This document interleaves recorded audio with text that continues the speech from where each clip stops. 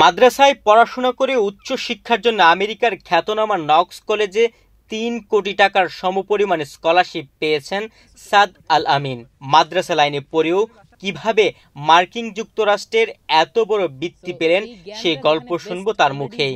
সর্বপ্রথম আমার বাবা মা আমার জন্মের পরে তারা চাইছিল যে তাদের ছেলে হাফেজ হবে, হেফজ পড়বে। সো এর আগে আমি হাফিজি লাইন যেটা যে হাফেজ হওয়ার জন্য মানুষ পড়াশোনাটা করে সেটা করা হয়েছে, বাট আনফর্চুনেটলি সেই এনভায়রনমেন্টের সাথে আমি ম্যাচ খাওয়াতে পারি নাই বা সেই পরিবেশটার সাথে আমি মানায় নিতে পারি নাই। সো নাজরানা শেষ করার পরে যখন আমার বাবা মা দেখলো যে আমি আসলে সেখানে সার্ভাইভ করতে পারতেছি না, সো তখন তারা তামিরুল মিল্লাতে আমার ভর্তি করলো ক্লাস 3-তে। সো তখন থেকে আর কি আমার তামিরুল মিল্লাতে আমার পড়াশোনার জার্নি শুরু হইলো আর কি। আমার হয়েছে কি, আমার বাবা মা তারা খুব কেয়ার করে, আলহামদুলিল্লাহ খুব সুন্দর করে গাইড করে এবং তারা তাদের সন্তান নিয়ে সিরিয়াস মানুষ ছিল।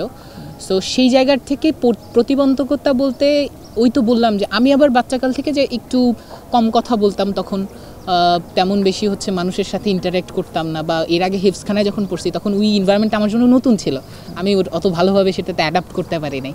তারপরে যখন আমি মিল্লাতে আসি প্রথম দিকে একটু আমার হচ্ছে অ্যাডাপ্ট করতে হয়েছে, সময় লাগছে একটু, বাট তারপরে নর্মালি আলহামদুলিল্লাহ তেমন কোনো সমস্যা আমার হয়নি। আল আমিন শুধু পড়াশোনার মধ্যেই নিজেকে ডুবিয়ে রাখেননি, বন্ধুদের নিয়ে ভিডিও কন্টেন্ট বানান তিনি। মাদ্রাসার ছাত্র হিসেবে কাজটা ছিল বড়ই চ্যালেঞ্জিং। এই লাইনে পড়াশোনা করে একজন শিক্ষার্থী আলেম কিংবা শিক্ষক হবেন, প্রচলিত ধারণা এটাই। কিন্তু আল আমিন সবসময় চেয়েছেন ভিন্ন কিছু করতে। সিনেমা, গান কিংবা গ্রাফিক ডিজাইন, তার স্বপ্নটা ছিল এসব কিছু ঘিরে। সেজন্য অনেক সময় উপহাস কিংবা কটূক্তি শুনতে হয়েছে তাকে। ফিল্মের নাম ছিল আমি একজন মাদ্রাসা ছাত্র। সো আমি ওই গল্পটা বলতেছি যে আমি তখন থেকেই না আমার গল্পটা, আমাদের গল্পটা আমি আর কি বলতে চাইতাম। সো সেই জায়গা থেকে যাত্রা শুরু হইলো। তো এরপরে এই তো এসএসসি গেল, এইচএসসি গেল, সবগুলোতে আলহামদুলিল্লাহ রেজাল্ট নিয়ে তেমন বেশি ঝামেলা হয় না, বাট আমার খুব কষ্ট হয়েছে। লাইক বাংলাদেশের যে গতানুগতিক পড়াশোনার সিস্টেমটা, এই সিস্টেমটা খুবই কঠিন সবার জন্য পাস আউট করা। আমি যে মাদ্রাসায় পড়তাম এটা নিয়ে আমি প্রাউড ছিলাম, বাট ওই যে আমার আদার্স সার্কেল কোকারিকুলার অ্যাক্টিভিটিস করতে বিভিন্ন জায়গায় যাওয়ার সুযোগ পাইতাম, তখন তারা দেখে একটু বলতো যে আচ্ছা তুমি তো মাদ্রাসার স্টুডেন্ট, তুমি এগুলো করতেছো। ওই যে একটা চিন্তা যে মাদ্রাসা স্টুডেন্ট হইলে আমাদের আসলে ডেডিকেটেড কিছু জায়গা ছাড়া এর বাইরে, মানে আমাদের কমফোর্ট জোনের বাইরে আমাদের যাওয়াটা গেলেই একটু অন্যভাবে দেখা হয়।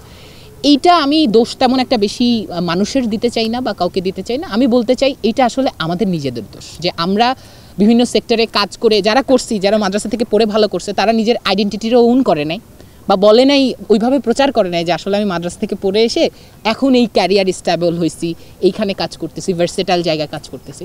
সো আমার সেই জায়গার থেকে মনে হয়েছে যে প্রতিবন্ধকতা ওই জায়গাটাতে একটু ফেস করছি, বাট আলহামদুলিল্লাহ সেটা ওভারকাম করতে পারছি। সব মিলিয়ে মাদ্রাসার ছাত্র হিসেবে সমাজে অন্যভাবে দেখা হতো আল আমিনকে।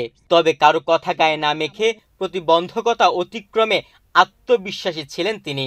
মাদ্রাসায় পড়েও শেষ পর্যন্ত ফিল্ম মেকিং এর মতো সৃজনশীল বিষয়ে পড়াশোনার জন্য আমেরিকার স্কলারশিপ পেয়ে দৃষ্টান্ত গড়লেন সাদ আল আমিন। একটা মানুষের যদি কোনো বাধা থেকে থাকে কোনো একটা স্বপ্নরে অর্জন করার, সেই ব্যক্তি ছাড়া অন্য কেউ না, এটা হচ্ছে রিয়ালিটি আমার মনে হয়।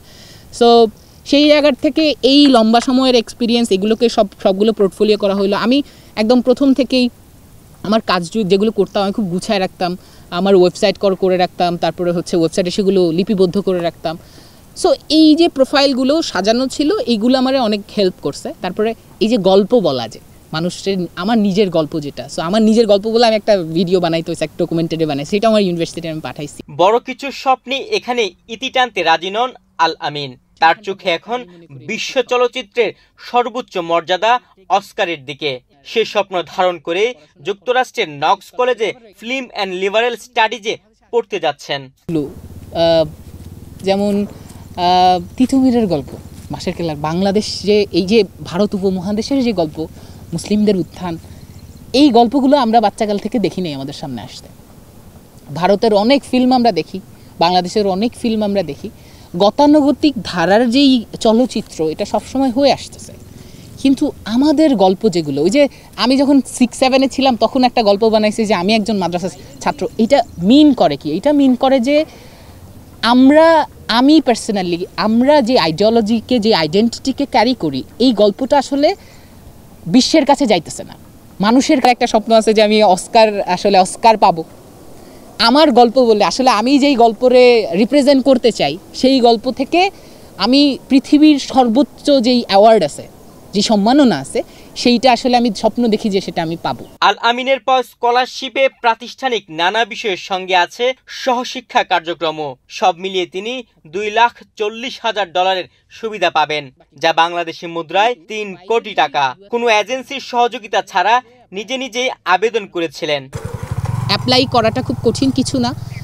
আপনারা সবাই যারা এইবার সামনে ফল 26 আসতেছে, আপনারা যারা অ্যাপ্লাই করতে চান ইউটিউবে যা সার্চ করবেন যে কিভাবে আমরা অ্যাপ্লাই করব। কমন অ্যাপ নামে একটা প্ল্যাটফর্ম আছে যেখানে 20টা ইউনিভার্সিটিতে আপনি ফ্রিতে অ্যাপ্লাই করতে পারবেন ইউএসএতে। আমি একটা সহজ জিনিস বলে রাখি যে আমি পুরো অ্যাপ্লাই এখন পর্যন্ত আমার 1 লাখ টাকাও খরচ হয় নাই। আমার যা খরচ হয়েছে অ্যাম্বাসির ফি দিতে হয়েছে, তারপরে হলো আমার সেভিস ফি দিতে হয়েছে, যেটা হচ্ছে ম্যান্ডেটরি। আপনি ইউএসের ভিসা অ্যাপ্লাই করলে ভিসার জন্য ফি দিতে হয়।